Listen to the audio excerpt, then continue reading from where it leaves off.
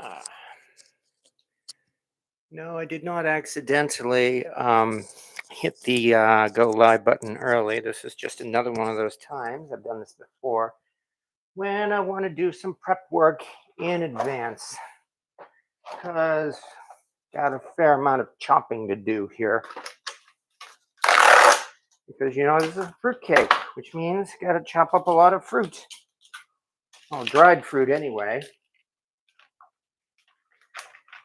And fortunately, this shouldn't be too difficult. I'm only doing about a half a cup of each of these. I have just chopped up a fresh apple because, it's easier and cheaper to find a fresh apple than dried apples.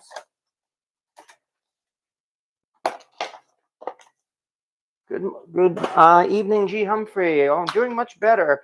I just commented in the just before going live. I had my shingles shot on Tuesday, and unfortunately, it kind of laid me low yesterday. I was feeling under the weather, unfortunately. That plus, it was also a crazy day at work, and so I really just felt like I really just had to delay the live. But I'm doing much better today.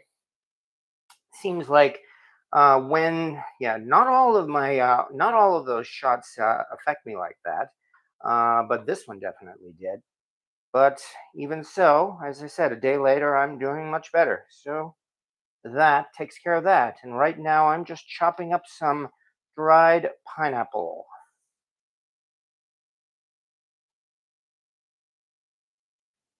But yes, like I said, I've just chopped up some candied ginger to go into this fruitcake.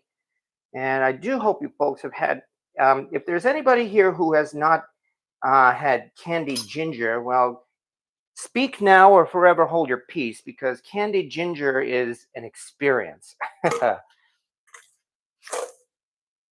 There we go. There's candied ginger. Not quite done with the pineapple. All right, dried pineapple and mango. Oh yeah.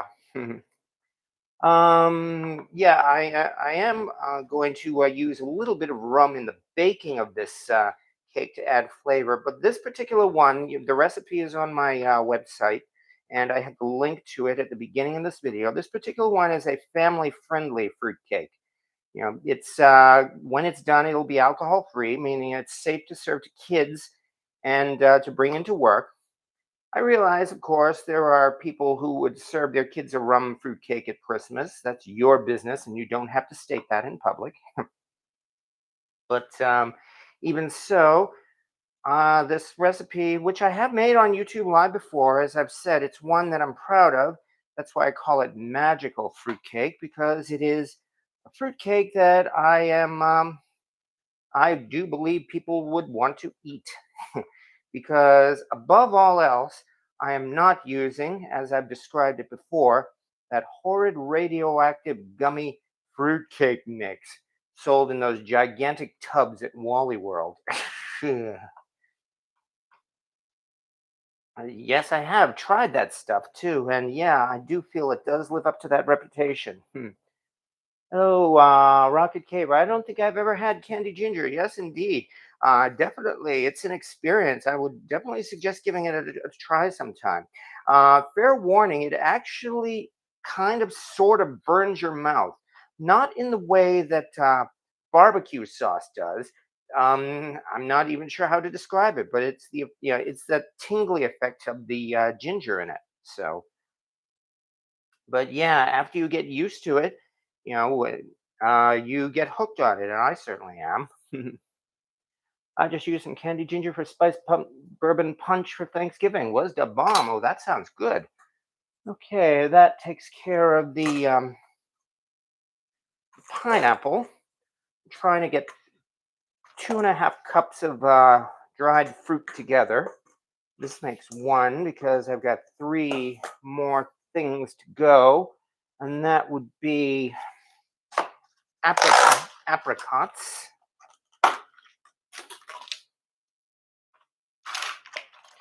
The nice thing about this is there's always a lot of leftover fruit to munch on. Nom nom nom. These are apricots.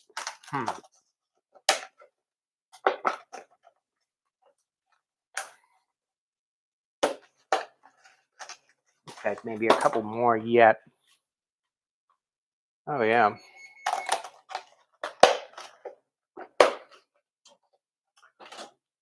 But yeah, I have really gotten ha- uh, gotten a lot of enjoyment out of making fruitcake since I started doing this several years ago. Um, my fruitcake story, we all have a fruitcake story, is that when we were young, for Christmas and for Easter, don't ask me how, but for Easter as well, our parents, along with the other candy and stuff, they would give us fruitcake. On Easter, we would get a fruitcake egg. I kid you not. This big egg, probably like about 4 to 5 inches across or so, wrapped in foil. And when you unwrapped it, it was fruitcake. Store bought fruitcake, mind you. So it was not exactly something we looked forward to getting, yet we would get it every year. So, yeah, that was definitely an experience that turned me off of fruitcake for a while until, as I said, I started making it myself. Because, yes, just like any kid, you're much more likely to eat something if you make it yourself, largely because you can put in the ingredients you want. Well, I'll watch myself here. And that's why I'm so psyched about this. There we go. That, this one takes care of the apricot. So we've got 3 down and 2 to go. However, we are at that time now. So this is why I wanted to get started a little early, which means we're already off to a good start here. Got some orange and yellow in here already. However, at the moment, I think I won't start this way.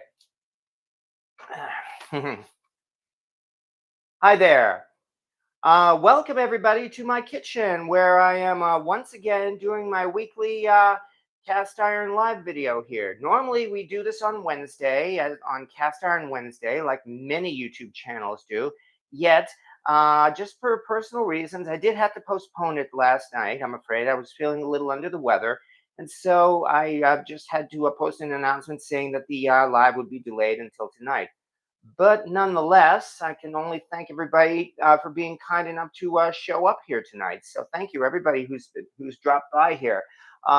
Folks like Louis J. Cast Iron Cooking, who feels under the weather but still couldn't miss out on the live. Well, thank you very much.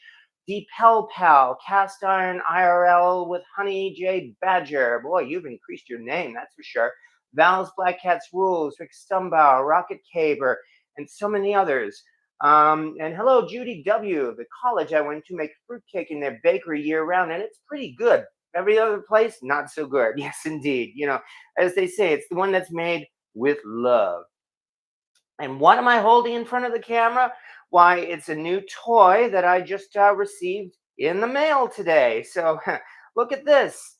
Yes, indeed. This is the Spider-Man holiday um, pancake skillet. So yeah, I went this year. I went looking for the Star Wars cast iron pans that they've been selling at Walmart for the last 3 years in holiday season and could not find them. I turned out that they have not released the Star Wars pans this year, which means that if you got the Star Wars pans over the last 3 years, well, there you go. Just like any piece of Star Wars memorabilia, that means you've got yourself a collector's item now. So I ended up thinking, well, what kind of stocking stuffer cast iron pans do they have this year? And it turns out there are currently 3 available. One that was also released last year is the SpongeBob SquarePants cast iron skillet.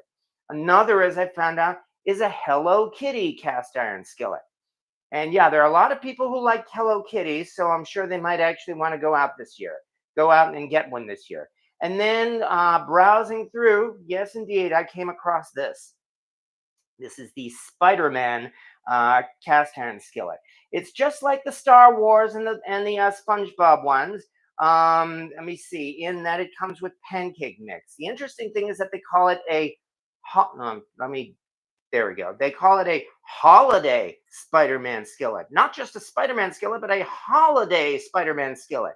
I guess that's kind of to encourage people to buy it for the holidays, perhaps.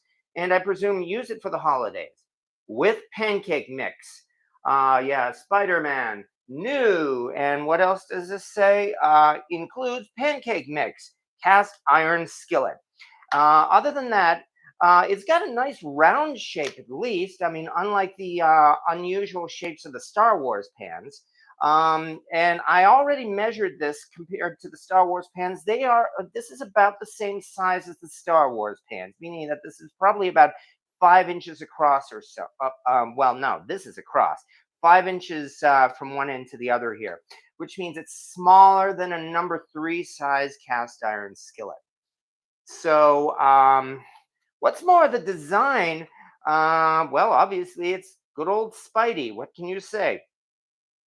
But yeah, this is the type of thing that kids would love. I have no doubt about that. So hopefully, maybe this might interest you in scoring one. I'm not getting paid for this. I'm not going to get any kind of a commission or anything like that. But of course, if it sells well, you can be sure that they'll do it again next year. And I'm going to film an unboxing video on this tomorrow night. Not live. I'm going to do it as an edited video. But nonetheless, there we go. This is the latest addition to my collection, and I'll be able to hang this next to the Star Wars skillets. So, um, one interesting thing. Look at this picture here with the Spider-Man skillet with the face on top. You realize, of course, that it's impossible to do this because you'd have to uh, cook the pancake and then flip it precisely. About the only way I could think of actually getting a Spider-Man pancake on the top with the some image on the top would be if you bought two of these so that you could hold one on top of the other and flip it. But of course, they don't tell you things like that, do they? Hell no. So, anyway, as I said, I really had to show this to you folks. So, I will put this aside and we will get back to the business of preparing a fruitcake. Yeah, the SpongeBob shape. Yeah, you can call it SpongeBob SquarePan. Somebody else came up with that pun. I did not think it up myself. Hello, Jim F. Hi, looking forward to having some fun watching tonight. Well, I certainly hope so. Although, as I mentioned, right now I'm still chopping up the fruit for this fruit cake. I've got I've got three down, and I have two to go. That would be dates and figs. So it won't take long, as long as I stop talking. So I better get going here and just finish chopping up the rest of these. Especially since I only need to do about half a cup of these. So I don't even need to do the whole bag. That means there's going to be a lot of dried fruit left over to munch on. So yeah, I have to admit that's kind of tempting in itself. Fortunately, unlike last week, these dates here are already pitted. Yeah, those of you who were kind enough to witness my debacle last weekend when I made a fruitcake on YouTube Live, it seemed like everything that possibly could go wrong did go wrong, unfortunately. But things have been going a lot smoother. So that's why this is not going to take much longer here. And I've got a YouTube announcement to close so I don't do anything else. And Papa Dan, I guess, is not feeling well, so my condolences there. Yes, and yeah, send you a big hello. Everyone looking forward to having some fun. Well, thank you so much. But, well, what can I say? It is indeed getting to that time of the year, time again for fruitcake. Or even, so if some folks are interested, they could indeed make the classic plum pudding. The original British Christmas pudding. I guess I might as well comment on that. There is a difference between a pudding and a cake. The difference is twofold. The pudding is actually made with breadcrumbs rather than with flour. So that's one big difference. And the other, of course, is that the pudding is steamed rather than baked. I mean, yes, they have been baking really since the beginning of time, but they've also been steaming, which of course means that you wrap your pudding up in a cloth and then plate and then hang it in. You boil it essentially in boiling water so that just that the pudding is cooked that way, and it gives it a very different consistency than a cake.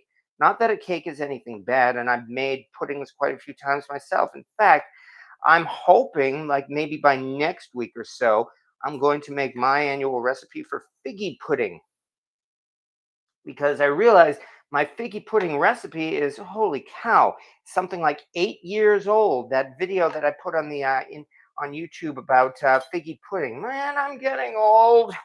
So yes, I am definitely interested in maybe doing a remake if at all possible. Anyway, two down and the last one to go. We've got some figs here. I debated using prunes, but I'm actually skipping on the prunes because we're also going to be using 2 cups of raisins in this. So this should be more than enough here. British pudding are delish. I'm just shocked we don't have them here. Yes, indeed. I was in some several years ago. Why do I keep saying several years ago? Oh, I'm old. But several years ago, I got into a something of a pudding kick, and I made several attempts at doing steamed puddings, including what turned out to me probably the biggest cooking fail I have yet done in since I started doing this cooking, and that would be steak and kidney pudding. Because I learned the hard way. No, I don't like kidney. Those of you who have experience with kidney will probably know why. So yes, that was my first and last attempt at making a steak and kidney pudding, or kidney anything, I guess I should say. So I've tried a lot of wonderful things, and I just had to learn the hard way that no, I am not a fan of kidney. All right, get rid of these stems, chop these up, and then we'll finally be ready to continue. New figgy pudding video. Well, I certainly hope so, and thank you very much. Yeah, because that's actually the figgy pudding that I did in that video is not the actual Christmas plum pudding. I mean, it's a variant because the actual figgy pudding, as they say, the plum pudding. No, plum pudding does not have plums in it, and it doesn't have figs either unless you add them like this. But the one that I do, does in fact have a lot of figs. And but the thing is, when I made that recipe, it was delicious. It was wonderful. I loved it so much so that I've made it several times since. Even though it does actually require, well, just that, chopping up a lot of figs, which are not really that easy to chop up, unfortunately. Even so, I'm almost done with these. And once this is done, the boring part should be done. Then we get around to actually mixing the cake batter. So thank you again. Yeah, definitely yes to a figgy pudding update. Well, thank you very much for the encouragement. If you have not seen my figgy pudding video, again, which was made something like 8 years ago, and I like to think my video production skills have improved at least a little bit. I'm still far away from those professional video YouTube channels, but I like to think I've gotten at least a little bit better, at least until I started doing all of these live videos and these short videos. But almost done. One, two, three, and the last one. There we go. So we now have 2.5 cups of dried fruit to go into our fruit cake. Oh yeah, how could I forget? I'm thinking yum yum yum. On top of all this, I've got to crush up some nuts. So I still have one more thing to do. And that's the disadvantage of this, unfortunately, all of the prep work. But at least this way I get to show off my mortar and pestle, which I know I've commented on this before.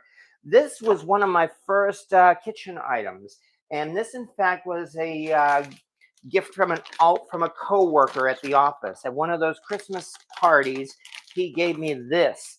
I'm pretty sure he probably re-gifted it. So, but I certainly have not had any complaints at all about that. We need about a cup of of crushed walnuts. That's probably more than a cup, so that should do nicely. Because you know what they say, nutty as a fruitcake. Now we just start bashing them up. And we don't even have to bash them up very fine either. So again, as long as I stop yakking, this should not take long at all. But yes, any excuse to use this mortar and pestle is a good excuse. There we go. In fact, I might as well leave them in this thing rather than dirty up another bowl. There. That certainly did not take very long. A little bit more. All right. And with that, I think we're good. So let's put this aside. Okay. Thank you again for your time, everyone. So this year, the symptoms for my cold are a runny nose and a severe headache. Ouch, my condolences, Louis J. I have a marble mortar and pestle, but a smaller size. Yeah, I like the size of this thing too. I'm sorry to hear that though, Louis J. Well, the best I could say is use my favorite cold pills. Those are the Advil Cold and Sinus, or the store brand if you can get them. They're essentially a combination of ibuprofen and Sudafed. I find they, I don't, I find if nothing else, they do help to relieve the symptoms, and I certainly do feel much better. But okay, thank you again for waiting. And yes, as I said, we are here to make a fruitcake, folks. So let's get started. Come on. There we go. Which means I get to pull out a big bowl, because now that we've gotten past the hard part, now we get to the easy part. Fruitcake is one of the easiest things in the world to make, because it really means just literally throwing all the ingredients together. I better move this knife. You know how knives are. Throwing all the ingredients together in one big bowl. And then once you've mixed them all up, you've got fruitcake batter. So I'm actually sipping a little rum. Well, not a bad way to watch this video, I guess, Beth Button. It might be more entertaining that way. I was eyeballing the rum myself. Oh, this rum, you mean? Yes, indeed. As you can see, I went all out as far as sparing no expense on this. As I said, the rum is going to go into the batter, and the alcohol will evaporate as it bakes. But now, from here, we get to start with. Let me see. It looks like first thing we're going to have to do is we're going to have to cream together butter and sugar. And an interesting thing is we're going to be using brown sugar instead. So this butter is softened. I'm not sure if it's softened enough. I'm going to give it like maybe about 10 seconds or so in the microwave, but only about that. Which means we get to count down 9, 8, 7, 6, 5, 4, 3, 2, 1, and we're done. Okay, oh yeah, that definitely helped. All right, so we have butter. There we go. And 1 cup of brown sugar. This particular recipe doesn't use white sugar, only brown sugar, as I'm trying to go for maximum flavor here.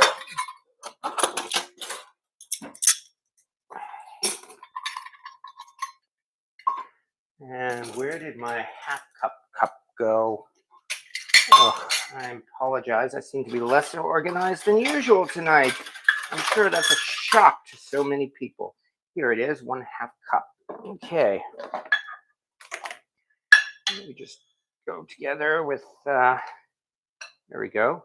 Maybe slightly more. 1/2 cup of brown sugar. No, wait, 1 cup of brown sugar. I said that wrong. Yes, indeed, 1 cup of brown sugar. I actually have plenty of brown sugar, so if I run out in this bowl, I can always put in more. There we go. Okay. Now that we've done that, we start with, dig out my spatula. This is what I mean. Ugh, usually I would have these things already. All right, means we just start out creaming together the sugar and butter. And don't worry, if this seems like too big a bowl, as you're going to see, it eventually it will not be too big. So maybe I should have used a deeper bowl rather than a shallow bowl like this. Oh well, we'll make do. It'll all work out. Especially since from here I just need to throw in 4 large eggs. So get out the eggs. All right, there are 3 here. All right, I'm gonna have to do 3 brown eggs and 1 white egg. I'm sure they're compatible. Okay, here we go. 1. And is this still reversed? I forgot to reverse this. Ugh, my bad. Okay. 1. I have to remind myself as soon as this live video is over to turn off the option on the camera there that's reversing the video screen. Okay, that's 2, and here we go again with the shell. Yeah, because you think I'd be smart enough to put this into a bowl, and there's 1 more little piece of shell. In fact, oh, got that out right away. Yay. 3.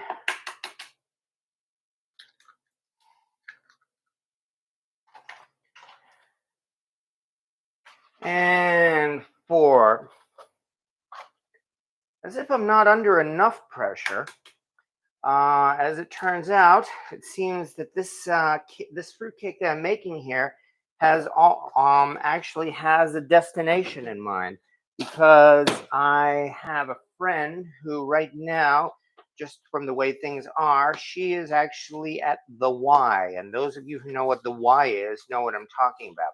Well, I suggested then that why don't I make this fruitcake and donate it to the folks there, because I'm sure they would enjoy it. At which point she has already told the management that, and now they're looking forward to my bringing in a fruitcake tomorrow, meaning that this had better be good. So yeah, pressure me? Nah, I don't know what you're talking about. Actually, that's not a big deal considering I have made these things for work a number of times. There we go. And don't worry about there being large chunks like this, because it's all going to come together in the end.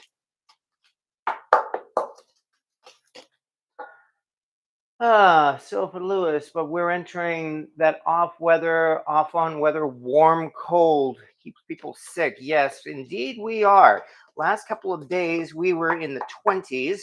While it's been dipping into the 20s in the mornings, last couple of days it stayed in the 20s for day and night. And now today it's warmed up again into the 40s, and I understand it's going to stay like this until like maybe Sunday or so. At which point then it will start getting colder again. I had the flu last month for a week and a half. Ouch, my condolences then. I mixed up my decongestant with Sumanex. I thought I was just sick. No, just Sudafed twice a day. All right, anyway, now that we have the eggs finally in the batter, got to do this screensaver again. Try again. 1, 2, 3, 4, 5, 6. Okay, now after the eggs, okay, good. Here's where it all comes together, because now we have to put in 3.5 cups of flour. So where did that go? Here it is. Here's that half cup again. And that would be 3.5 half cups. That means we count out 7 of these. So here we go. 1, 2, 3,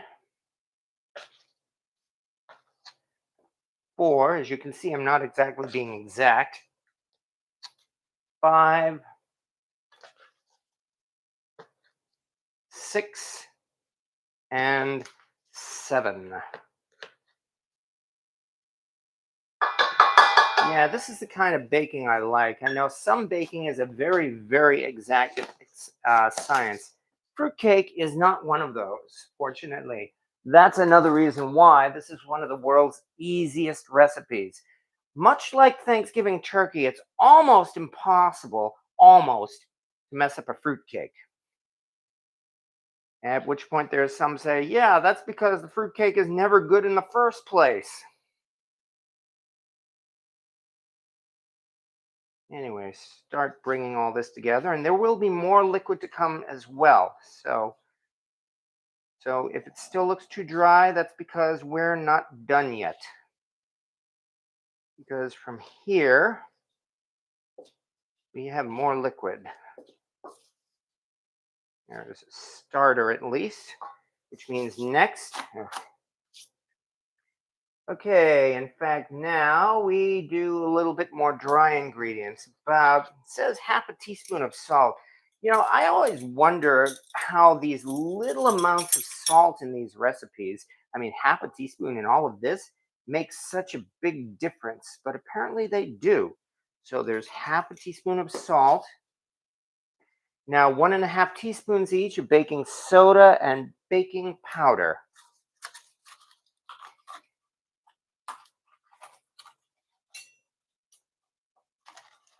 And for those folks who are just joining, yes, there will be cast iron tonight. 1, 2, 3. That's 1.5 teaspoons. These are half teaspoons. 1.5 teaspoons of baking soda, Arm& Hammer, of course. And 1.5 teaspoons of baking powder. 1, 2, 3. Yeah, one other question. I realize, of course, there are some differences in brands with some foods and some ingredients, but how can there really be a difference between different brands of baking powder, for instance? After all, it's a pretty basic chemical. So that's why I have been buying my baking powder at Dollar Tree, because I really doubt that that would have that much of a difference. Okay, there we go. And now that we've done this, let me mix it around a little bit more, because now comes the wet ingredients once again. For starters, from here, we add the rum. Half a cup of it, to be precise. Half a cup of spiced rum.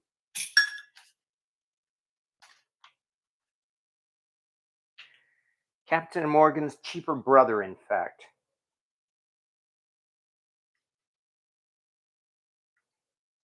And like I said, the alcohol will evaporate as it bakes, but we will definitely have some flavor here. And then from here, next up comes milk and honey. And I think when I put this recipe together, I was indeed being a little bit symbolic, so to speak, by using milk and honey. But I won't get into details over that because it's not worth it. All right. Half a cup of milk.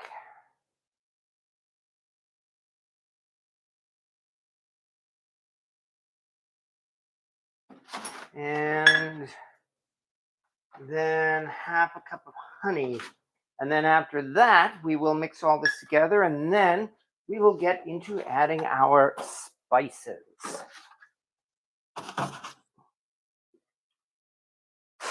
Fortunately, this one, I don't even have to use a measuring cup. Just open this up carefully. Ugh, don't want to get honey all over myself. Come on. Oh, come on. Got it. Haha. And in we go. Nice and easy.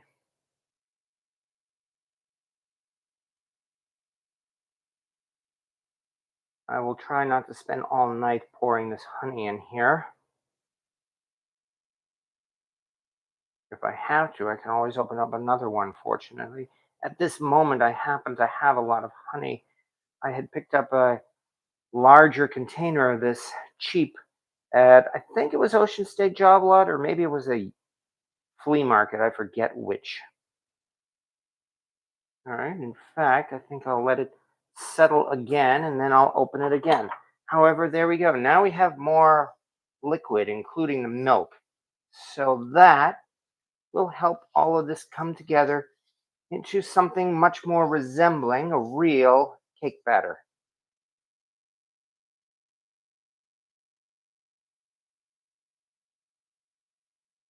I mean, I've made this cake several times before, so if it doesn't seem to be working, I might add a little bit more milk, I suppose. I mean, yeah, it's getting there.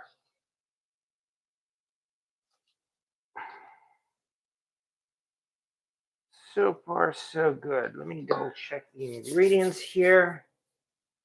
Crystal, ginger, ginger. Okay, yeah. So far, it's very thick.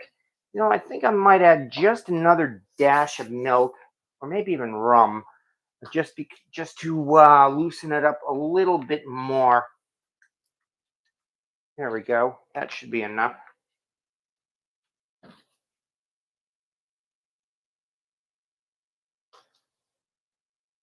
Yeah, I think that helps. Now that's getting to more of a consistency that I'm looking for. It is still a very thick batter. It is definitely not like a modern day cake batter from a box, which is usually practically liquid. But now that we've done that, we get to go on now with half a teaspoon of ground cloves. That's ground cloves, because now we're definitely adding spices here. Half a teaspoon ground cloves. And to this,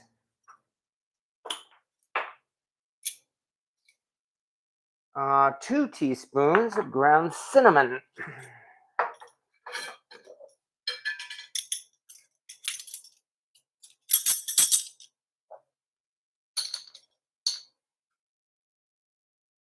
One and two, and I can smell that from here. Add more. There we go. Next, half a teaspoon of ground, no, 1 teaspoon, in fact, of ground nutmeg. Oh, good. That means, excuse me 1 second. Looks like I forgot to take out the microplane again, or I think I still have the microplane over here. Here it is. Yeah, I've been making so many of these fruit cakes over the last week or so. I've been washing out my things right away, but they've been kind of like sitting in the dish rack, unfortunately. They're dish drainer. So once this one is done, I should definitely put these things away, at least until next week when I make figgy pudding. But here we go again. Now I get to play with nutmeg again. Um, this way feels better.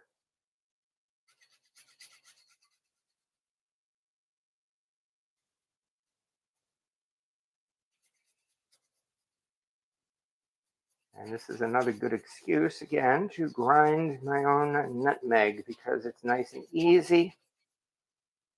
And the flavor is, or the scent and the flavor is definitely more intense than the powdered stuff. And since I've already said that a number of times before, I won't get into it yet again. Oops, sorry about that.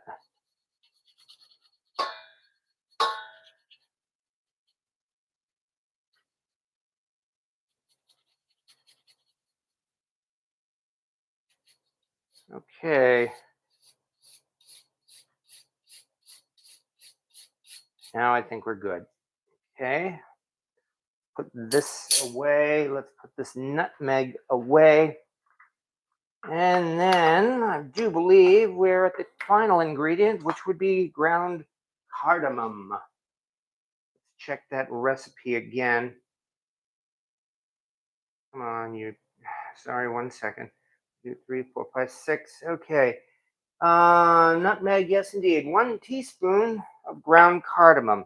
Between the cardamom and the crystallized ginger, there is definitely going to be some spice in this cake. I can definitely say that. So, 1 teaspoon of cardamom, green cardamom for the record.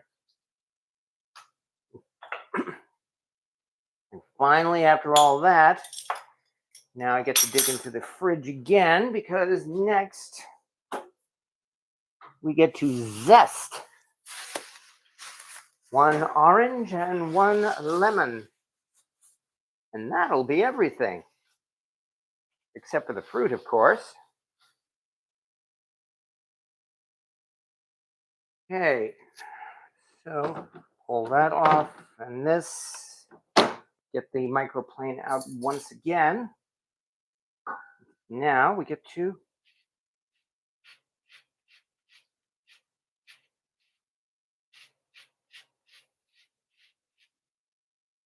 am I doing this the right way? No, yes I am. Okay, there we go. We're off to a start. I don't think this thing is wearing out. Maybe, I don't know, maybe the nutmeg might have blocked it up or something. Anyway, I'm working on this as quickly as I can. And after all this, when the live is over, I'll get to eat the orange too. So yeah, I'm happy about that. Because why waste it?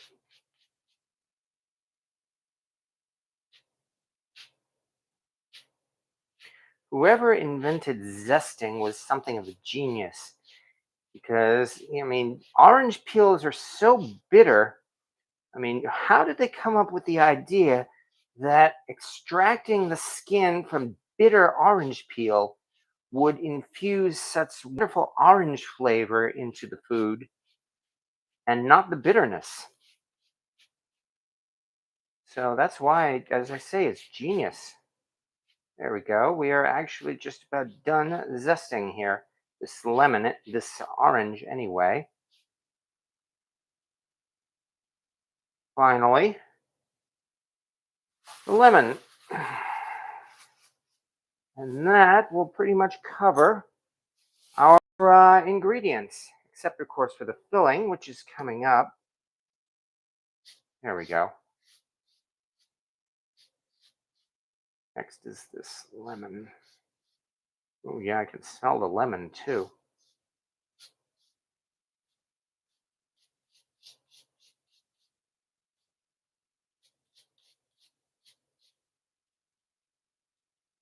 I'll bet any professional would probably say I'm doing a terrible job zesting this.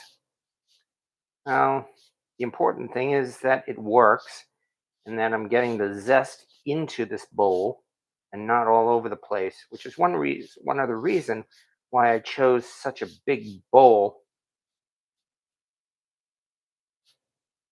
Almost done with the lemon.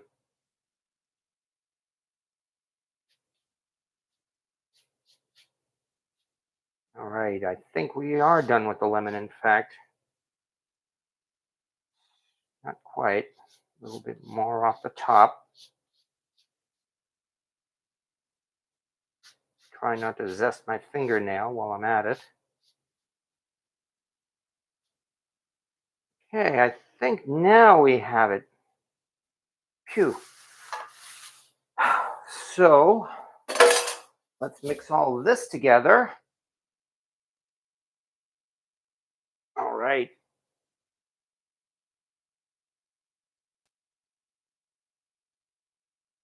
So far, so good. I'm still thinking this might be a little thick. I think I am going to put another dash of milk in here, but that should be about it. I know I measured the ingredients. There we go. That should definitely be enough.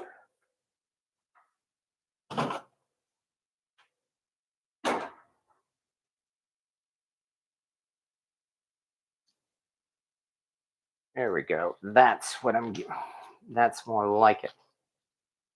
Now it's going to be more of a messy batter, which is good because we're about to add a lot of filling to it.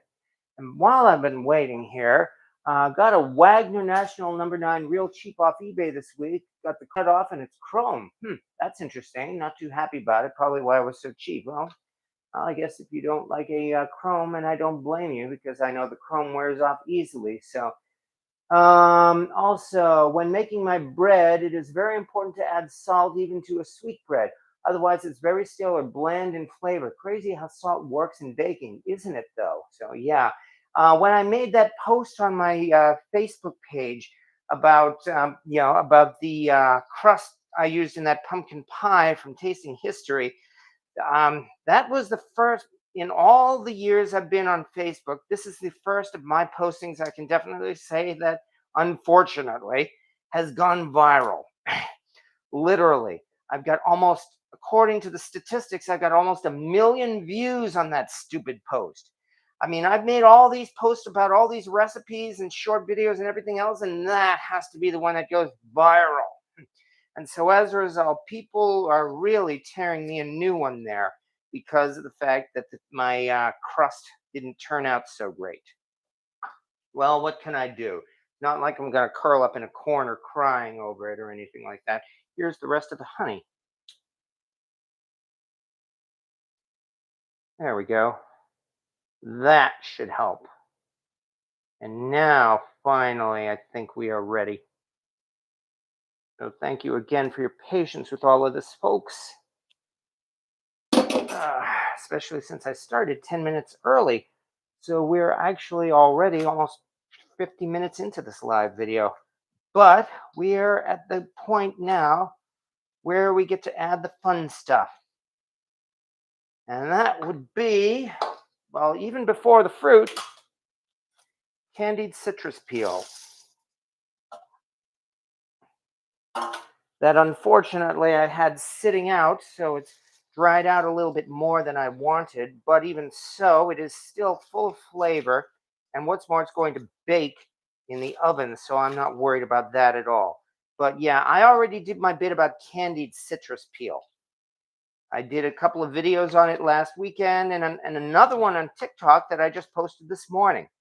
So I'm quite happy with how easy it is to make candied citrus peel. And with that, let's see, making sure I haven't missed anything. I only seem to have a problem with oranges. Make a quick return when I eat them. I reach for the terracotta clay discs too, soft as bricks with a slice of bread, marshmallow, or apple slice. I don't know how anyone. Oh yeah, chrome. That's right. That's what you're mentioning there. But anyway, this way there will be some decent fruit peel, candied fruit peel in this cake, because I've already said my piece about fruitcake mix. So, but here it is at last, all of the dried fruit. Pineapples, apricots, figs, figs, crystallized ginger, and one other thing too, a chopped up apple. And even that is not all because we still have the nuts. And also, I need to scoop out 2 cups of raisins. So we're still not done yet. Let me dig out the, all right, what do I have for cups left here at this point? I've got a 1/3 cup, so I'm going to have to do 6 of these. And I'm going to have to, here we go. Open up this bag of raisins. Interestingly enough, these are not dark raisins because I ended up picking up green raisins. Yeah, that's what I mean about the reversed video. I ended up picking up green raisins at the international market. So there's going to be color, that's for sure. 1, 2. Come on, you know what. 3, 4, 5. There's so much filling here that you can't even see the batter at this point. 5, a little bit more, and 6. Maybe I should have just poured the whole bag in there. All right, there we are. All right, I'll mix this up and then shut up. Then we will add the nuts. Oh yeah, now we're getting somewhere. This is why I had to use 3.5 cups of flour in all this. And then finally, in fact, I probably shouldn't go overboard. Let's measure out those nuts. This is a 1/4 cup. 1, 2, 3, and 4. I mean, I've got so much here, I don't want to overwhelm the batter. But there it is. Whew. Apples, nuts, lots and lots of dried fruit, candied ginger, candied citrus peel, not to mention a whole bunch of spices, too. Oh, yeah. And this is the part where on Stir Up Sunday, the entire family gets together to stir the pudding. I think part of the reason why is that this batter is so thick. And yes, at this moment, I don't think I overdid the liquid. Because fortunately, the batter seems to be sticking very nicely to all of this fruit, which means this should be a success, considering how well this cake rises. I mean, that's the other thing. All right. Getting as much as possible off the bottom. But I do believe it's working. This kind of reminds me, folks, sometime in the past several years, maybe you folks have seen what they called a Viking nut bread, which was another one of those viral videos that went around, which was supposed to have come supposedly from the days of the Vikings. That's the one where basically they sliced up and crushed tons and tons of nuts and put them all together with the barest in a pan with the barest amount of batter, nothing even to make it rise, and they call that Viking nut bread. That's yet another thing I want to make one of these days. But I think we've got it because it looks like our batter is mixed. Yum, doesn't that look nice? Okay, I've had mine on over 20 years now, really. I bet my crippled butt wouldn't even have the strength to mix that. Get in there with clean hands. Yeah, well, no, it's definitely too sticky for my hands. I will say that. But anyway, what have we had for years and 20 years? You can find them on the line. Mom got mine at William. Okay, stupid. Mom got me. Oh, a terracotta disc. Okay, that's what you're talking about. Okay, I see. All right, but nonetheless, we have our fruitcake batter. Yay! Which means now that the batter is done, we better get this into the pan. And that means at long last, we get to move this aside and bring out the cast iron. Ugh. Here we go, folks. The large cast iron cake pan, the fluted cake pan, which is not a bundt pan. And actually, it's not a bundt pan either. No, indeed. Bundt is, in fact, a copyrighted or trademark term, I should say, by Nordicware. Oops, I better get these dish eggs back into the refrigerator. Bundt is copyrighted by Nordicware. So because of that, competitors such as large cast iron cannot call their pans a bundt pan. And so that's why they call it a fluted cake pan. Now that we've done that, well, this means, of course, you're going to have to spray this once again with baker's spray. This is my first year using this baker's spray. I got this earlier this year for that rainbow cake, and it worked great. But once I run out of this, I'm going to go back to making baker's goop again. However, since we have it, we get to use it.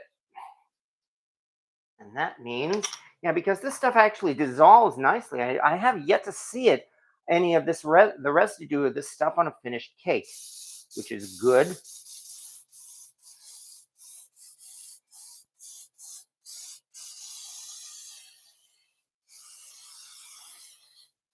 The disadvantages of this, though, is the fumes.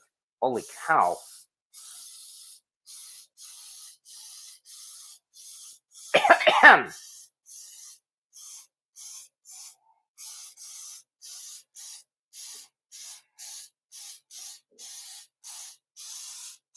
There we go.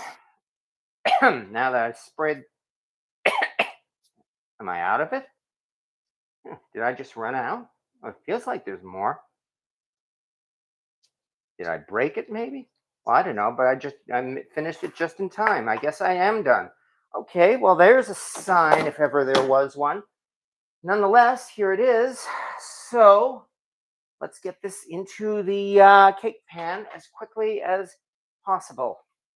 Which means I think I had better raise the view of this camera here for now so that we can get both of these. There we go. So that way you can see both. This batter is so thick that we literally have to scoop it in. But the plus side is that this cake expands so well that I don't really have to press it down much. So it is definitely going to fill out the whole pan. I can pretty much promise you that. Don't want this thing to fall off the counter. That would not be fun. Okay. And once this gets into the oven, well, then we'll be able to finally relax and have a discussion here. Because there are a lot of things to talk about. Fruitcake, cake pans, cold remedies, that kind of thing. Okay. And especially cast iron. This recipe rises so well, in fact, that I only have to fill this pan maybe about 3/4 of the way, meaning that it's not going to be much more than this, which fortunately seems to be just the right amount. So I think we are doing good here. A little bit more here on the front.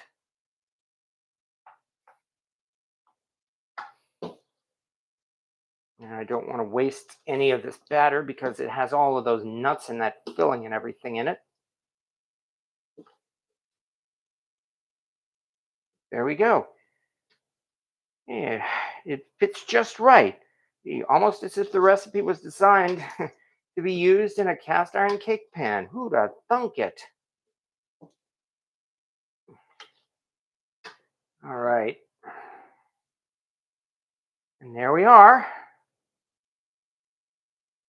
So thank you everybody for being my witnesses as we once again give birth to a brand new fruitcake. That means now I can lower this a little bit. That way we can get one last look at this before it goes into the oven. And it's going to be baking in the oven, by the way, for probably an hour and a half.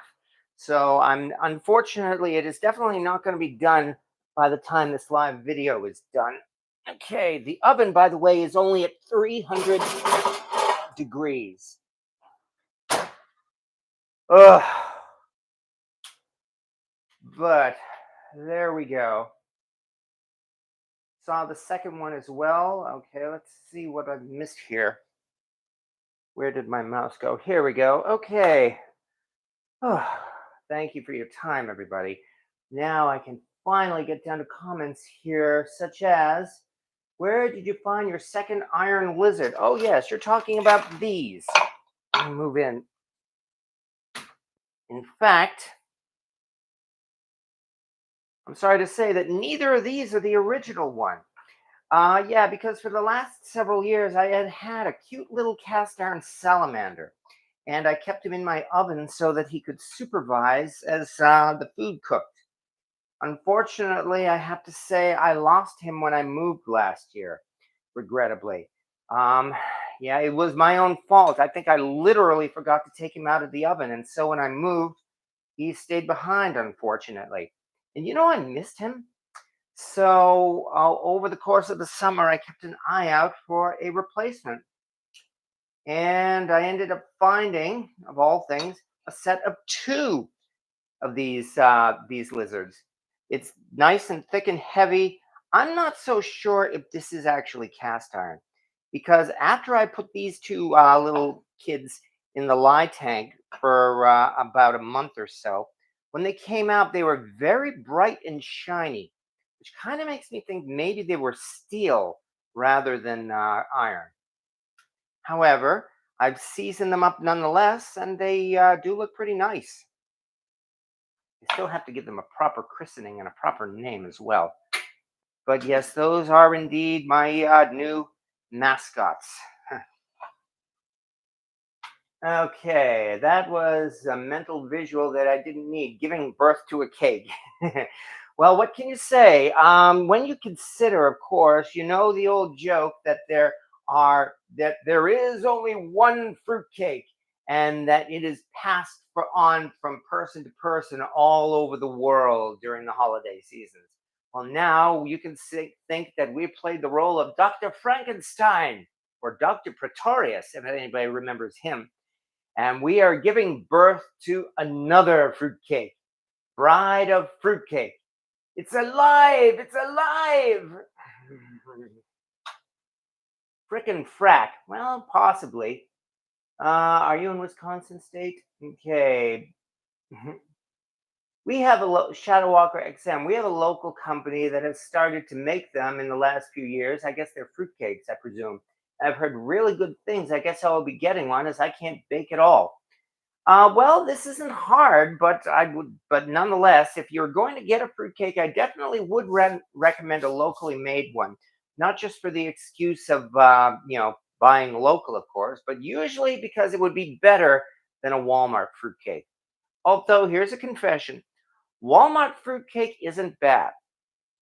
I've eaten Walmart fruitcake and survived several times, in fact. So I don't do it regularly. The last time I had a Walmart fruitcake was probably at least 3 years ago, I think. But yeah, it's actually not bad, especially if you do the thing where you soak it in rum before you actually eat it. So, no, Walmart fruitcake isn't bad. Homemade is much better.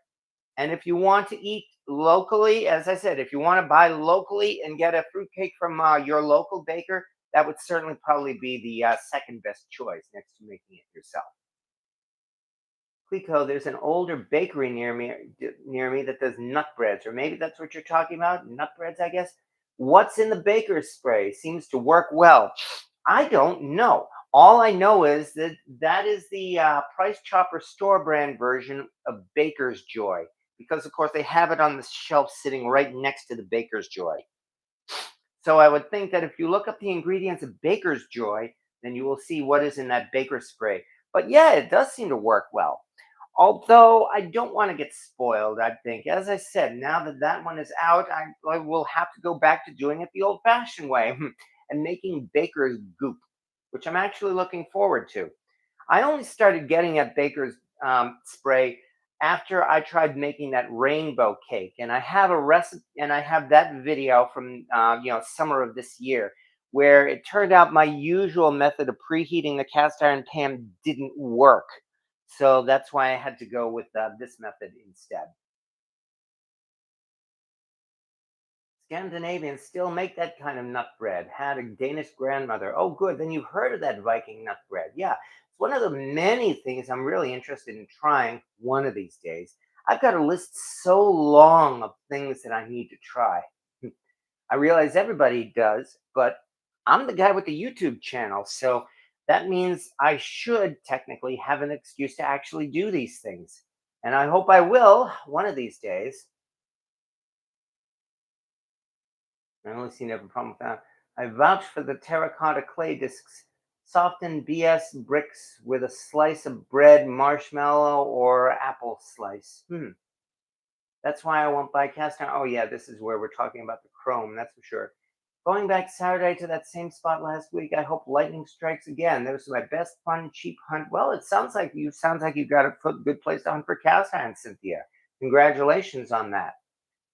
And yeah, Louis J about adding salt. Okay, I can see I've already gone back in the comments. So coming back to the bottom, Deep Hell Pal, do you own any carbon steel pans? I'm in the market for a new one. Any recommendations? For a while, I did have a small de Bouillé pan skillet. The kind that it's like a crepe pan, and I never used it, so I ended up giving it away. Yeah, what can I say? Because I've got this crazy cast iron collection, as well as once in my flea market finds, I did find a large cast iron carbon steel skillet, and I seasoned it up and everything, and I never used it, so I ended up giving it away. So I'm afraid my opinions of carbon steel are practically non-existent. What can I say? It's because I've got this huge collection of cast iron and I'm doing everything I can to use it. That's why I end up doing things like that. Rocket Caber, I have a carbon steel wok. I use it a lot for frying like a skillet. Yeah, carbon steel, of course, is the go to if you're looking for an Asian or Chinese wok.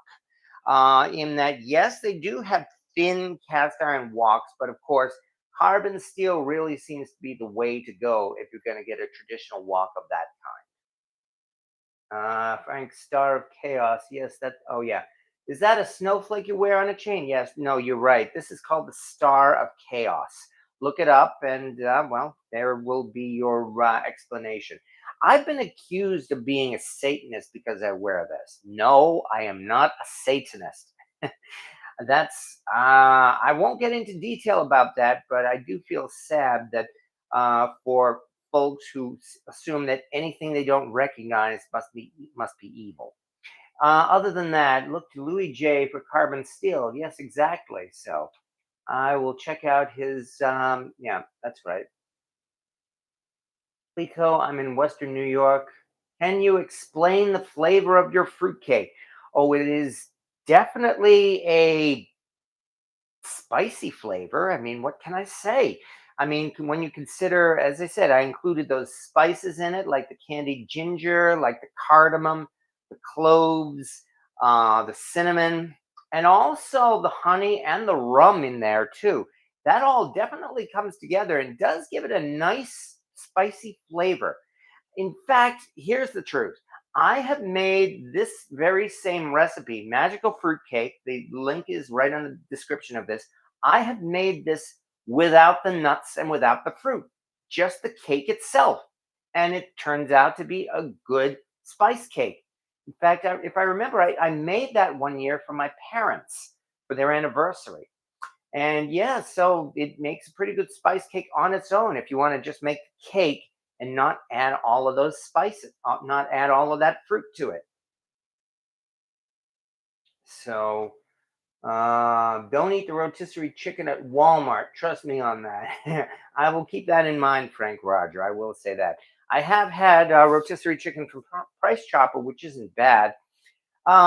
There's this guy on TikTok. I've mentioned him before. He calls himself Meat Dad, and his thing is using cheap meats to make really good meat, and cutting them up into really good meats. He does things like buying a big chuck eye, for instance, a big chuck eye roast, and he cuts it up into chuck eye steaks and grinds some of it for ground beef and all kinds of things like that. And he's getting himself a pretty big following on TikTok. Lately, over the last week or so, he has gotten into rotisserie chickens. He does Costco rotisserie chickens, and his latest thing was that he cut up a Costco rotisserie chicken, and then he made fried chicken from it. Basically, he took the already cooked Costco chicken, cut it up, and then he breaded it and fried it. And he says it was the best fried chicken he'd ever had. Well, okay, maybe it'll work. Nobody who bakes in a lamb mold worships the Dark Lord. Well, I'll go into that another time. This is not the time and the place for that. And no, I don't worship that Dark Lord anyway. Okay, I need to get one of I'll keep irritants away from me. But anyway, as I said, the cake is going to be in the oven for about 90 minutes or so, which means probably like at about 20 past 10, I guess. I will start checking it to make sure it is properly done. Here's the part where what I should actually do is start using a probe thermometer on it, because supposedly the temperature of a finished cake is about 200 to 205 degrees Fahrenheit. So rather than just using the old toothpick test, and there's nothing wrong with that, I might try actually using a probe thermometer to determine if that makes it more accurate. We watched for the cooking and tips, not philosophy lessons. Yes, exactly. I mean, I know sometimes I have tended to rant about other topics like that, but in general, that's only when I go out on a tangent. I mean, that's not that I know that's not the central point of this channel. I mean, I have talked about things, yes, like about lead and cast iron or aluminum or um, healthy foods, organic stuff and other crap like that. And each year I do get my annual flu shot, and I make a point of mentioning that online, especially to tick off anti vaxxers, which I'm proud to do so. But in general, as I said, I'm really just here to cook and to have fun. Okay. And you have time to whip up a batch of cornbread. Just saying, well, no, I can't, because the oven is already in use, unfortunately. And the oven is only at 300 degrees. If you're going to make cornbread, you have to make it at a much higher temperature, 400 to 450 degrees. I'm doing the low and slow thing on this fruitcake because it's necessary. Yeah, I mean, it's packed to the gills with all of that fruit and nuts and everything like that. And I have to be sure that the cake will be baked inside without burning the outside. So I've got to go the low and slow route. And that's why I'm only doing it at 300 degrees Fahrenheit. So unfortunately, yeah. 300 would make a something cornbread. I can't read that just for the way this looks, unfortunately. Hmm. I love you even more about anti-vaxxer. No. Well, thank you very much. We'll get into that another time. All right. Wow. I know a guy who buys Walmart rotisserie chickens by the twos. He loves making it in chicken salad. Well, yeah, buying pre-cooked rotisserie chicken is actually quite popular. There are quite a few recipes out there that actually call for the use of rotisserie chicken, which means basically, of course, you can use pre-cooked chicken in it, which means at least a couple of times I've kind of done that. Like when I made my gumbo, for instance, I pre-cooked the chicken in advance. I didn't use rotisserie chicken, although you could, and I'll bet a lot of people do use rotisserie chicken in their gumbo. But in my case, I just did a slow cooked chicken. That's where you take a whole bunch of chicken pieces, you toss them into a cast iron Dutch oven, throw in some salt, pepper, and garlic powder, and then just cover it and let it slow cook it like about 250 degrees for maybe about 4 to 5 hours. And bam, you've got a whole bunch of pre cooked chicken that you can shred up and use in your gumbo. Yeah, that's the other thing people have been tearing me a hole over. That is that little gumbo recipe. When I did a short version of that gumbo recipe and posted it on YouTube, again, people are ripping me to shreds over that because I did it all wrong. After all, I didn't use any seafood in it. So how can that be a gumbo? And because it was a 1 minute video, I couldn't include all of the prep steps. So obviously I screwed it up. Yeah. I'm not interested in spending wasting all my time trying to counter and argue with all those people. So let them post that. Jimmy Langford, I picked up a BSR chicken fryer for a few hours ago. Really, congratulations. It's odd looking for my other BSR. The inscriptions are very small on the skillet and lid. Maybe the last of the Red Mountain before Century was made. Well, that sounds interesting. If you'd like to post a photo of the inscription, or send it to my web page, to my Facebook page, or send it by Facebook Messenger, or even by email. I wouldn't mind seeing it. I'll comment on it as best as I can. So I often use pre-cooked chicken and jambalaya, Rocket Caver. Yes, exactly. That's the point. Good score, Jimmy. What was the damage? Yeah, that's a good question. Also, congratulations again to Louis J for scoring a BSNR number 12 skillet. Um, it, I couldn't tell immediately, Louis, if that was a Century or a Red Mountain. Based on the shape of that number 12, I say might, think that it might be a Century, especially because the surface does appear to have the more rougher look of the Century series after they went to automated production.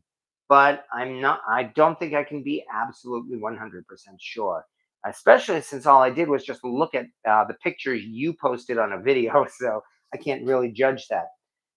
I have both Century and Red Mountain chicken fryers. Why is the Century lighter? Feels better. I would say again, that's probably why. Because even though BSNR did keep their pan sizes the same, so that their lids are still compatible. A Red Mountain lid will fit on a Century lid and Century pot and vice versa.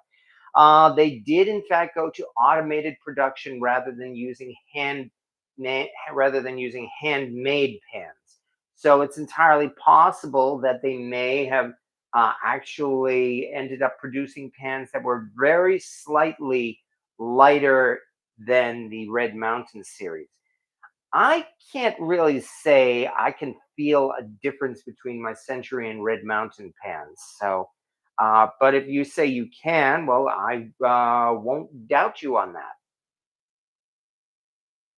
Remember to drop those likes. Well, yes, thank you again. Please don't argue. We Louisianans are gumbo, lots of kind. Yes, indeed. I know there are arguments, for instance, over Creole versus Cajun, for example, whether or not to use tomatoes in it. Yeah, I have heard all of that before. So that's why I'm just going to let most of them roll off the back, like water off of a duck's back. So I'm not too worried about that. I'm really not much of an arguing type in most instances, unless I feel there's something worth arguing about. Crisps made with pears. I have never had. No, I can't say I have either. Skillet has never been cleaned. $22. $22 for a BSNR chicken fryer. Excuse me. These days, that's really not so bad. So I would still say you got yourself a good deal, especially as long as you get a lot of use out of it, because that's really the most important thing, probably more than anything else. I mean, I had a BSR chicken fryer. That was one of those pieces that I sold at a flea market earlier this summer. On the other hand, I have a Wagner number 9 size chicken fryer with a lid. I've used it quite a few times, and I have no intention of getting rid of that one. So, picked up a single notch, huh? Number 9 for $5 at a yard sale. Well, that's a score for you. Damn. Congratulations on that one. The best I could say is throw the money at the seller and run. So, very early Red Mountain was lighter and had big pour spouts. Okay. I will not disagree with you on that. I have a couple of early Red Mountains. I should probably really try to seriously compare those different versions, the Red Mountain, the handwritten versus standard Red Mountain versus Century. Maybe even measure them on my scale. That doesn't sound like a bad project. How about this? Let me pull out my scale, as if my counter isn't dirty enough already. Let's do this. I mean, why not? Give me something to do.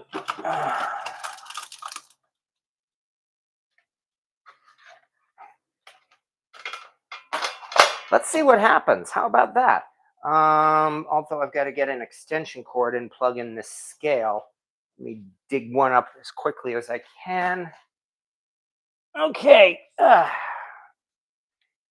Yeah, I like this. As I said, it's gonna help us pass the time for the next few minutes. This should be interesting. Why does everyone always find uh, pans and all I get are spinners? I've found quite a few spinners myself, Val. You are not the only one. All right, now let's dig into my collection as quickly as I can, and let's see what I can pull out. Um, do I have a century? Okay, I've got a bit of a problem here. I don't think I have Century and Red Mountains that are the same size, unfortunately.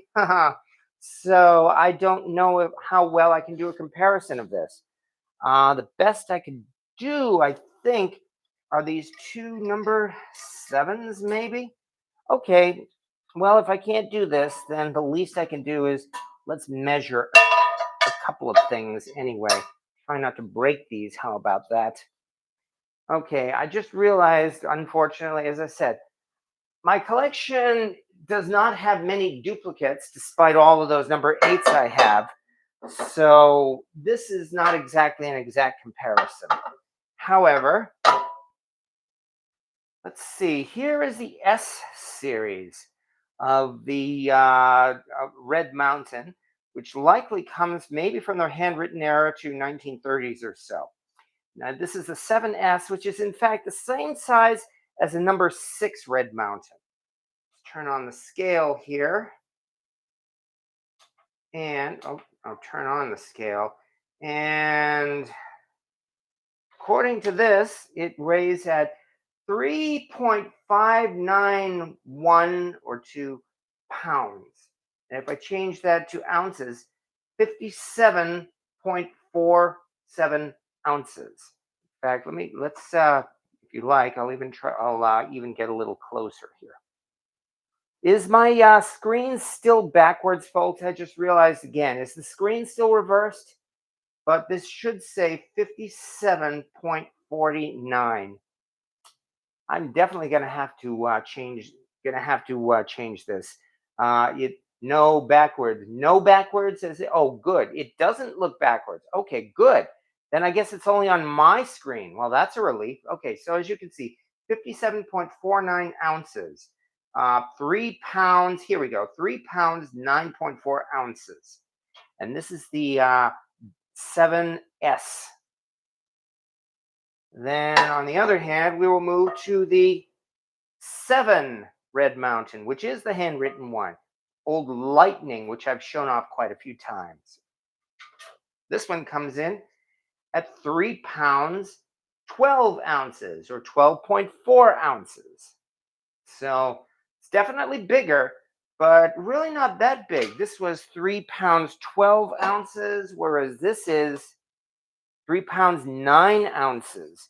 So the difference between this number 6 size and this number 7 size is 3 ounces. And then from here, let's get on to good old Red Mountain number 8. This one, on the other hand, is 4 pounds, 14 ounces.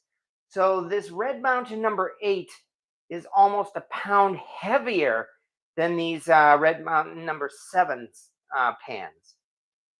That may confirm your theory because this is probably more likely a later Red Mountain.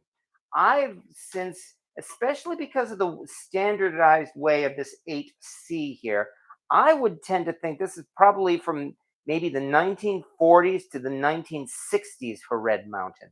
So this is this is not the older Red Mountain, and it is in fact almost a pound heavier. So you may very well be right. Unfortunately, I realize at this moment I don't have a Century number 8 to compare to this because I sold my Century number 8 at that flea market earlier this summer. Oh well, nonetheless, I'll buy spinners all day, Rocket Caver. This chicken fryer has a very small spin, should be a good cooker. It's heavy. Louis got that big 12. It's another giveaway. Most Centuries are smaller. I usually put them on the floor at the store and push down and turn them back and forth, and that usually works as a test for spinners. They work fine on my stove, and they can often talk the price down. That certainly helps. But anyway, um, even though, as I said, I was not able to do a side by side comparison with the same size number, this big difference in weight between the 7 and the 8, I think that may lean more towards your theory being correct, that the older red mountains were, in fact, lighter than the newer ones. So that's actually, I think that's actually pretty interesting. I'd never thought of doing that before. So thank you very much for that.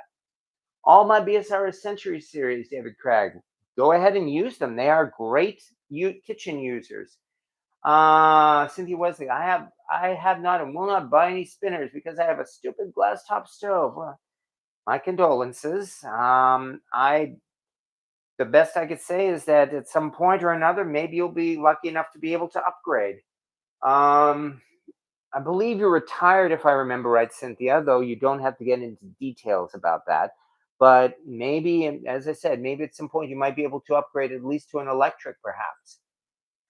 I usually, okay, so I'm going by my mom's old Red Mountain #7 with big spouts and a lighter feel, nothing empirical here. Well, as I said, William Hurt, maybe you could get out a scale and try measuring it as well and see what your #7 weighs. Not necessarily now, but whenever you feel like it.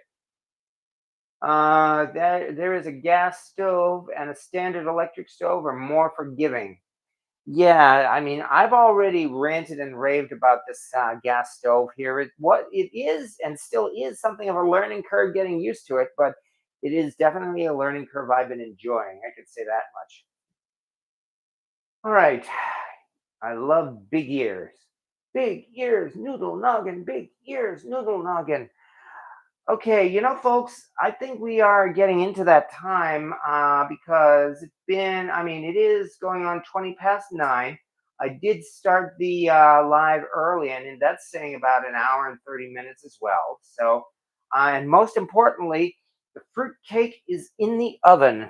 So let me see if I can give you any kind of a look at how. Oops! Oh, the light was on. Okay. Oh yeah, you know what? This fruitcake is rising already, so we're off to a good start. That's for sure. Remember, I'd only filled it about 3/4 of the way, so it is indeed rising. So I definitely have to remember to check it about 1 hour from now, and then from there, yes, I will of course show you folks the finished fruitcake, which means I'll be able to cool it off tomorrow. And then, as promised, I will donate it to the Y. So, yeah, people should enjoy this fruitcake. I certainly hope so. And best of all, I've got all of this leftover fruit that I still have to use. I could just eat it, or maybe not. Maybe find another dish for it, make another fruitcake. um, but other than that, I'd say I think we've accomplished what we set out to do. My apologies for having to postpone this until Thursday night, and I can only thank everybody once again for being kind enough to show up tonight.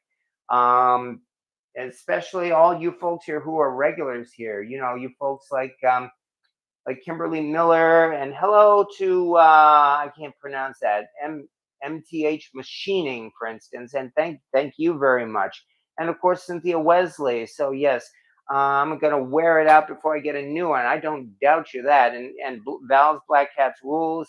Do muffins with the extra fruit. That's certainly possible. Make fruitcake muffins of some kind, or maybe hot crust buns. Who knows?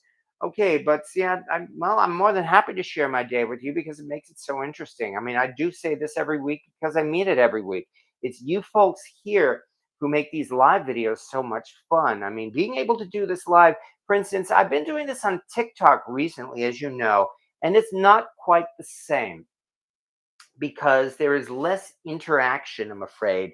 TikTok Live has a lot of people who stop by and see for 1 second and just scroll away. I do get some comments, but nowhere near as many as you folks. And that's what makes this a lot more personal and a lot more fun. So, do you think the stand mixer could mix that batter? I'll bet it could, but I'm not entirely sure. Regardless, I mean, at least even though it took some elbow grease, at least we managed to get it done. Because again, there will be fruitcake. Remember, stick and move, Karen. And see you all next live. Yes, exactly. And thank you so much. Oh, I'll definitely be revealing this just to see how it turns out. But thank you especially everybody for watching because yeah, it's the end of November, folks. You know what that means. We're getting on into December, and a lot of us have to do our usual going crazy until Christmas. So, which means we've got a lot of prep work to do, but that also means we've got a lot of holiday cooking to do. And let's take that as a good thing. We can enjoy ourselves, have some fun, make some holiday dishes like fruitcake or pudding or any number of holiday dishes. I mean, once we get close to the Christmas Eve, for instance, I'm definitely going to have to prepare another tortillere, which if you may remember, is a meat pie. That I'm definitely looking forward to. But until then, we've got next week to look forward to. Next week is the first week, the first cast iron Wednesday of the month, and I'm going to be relaxing again and having a good discussion as best as I can anyway, a Q&A session. And then after that, well, we are indeed getting close to that time. So thank you very much, everybody, and thank you for your time, and thank you as well for enjoying my efforts at making another fruitcake. We'll catch you all again next week. So thank you, and as always, have a good evening and take care, everybody. A lot of people are getting sick, so stay safe. See you all next Wednesday.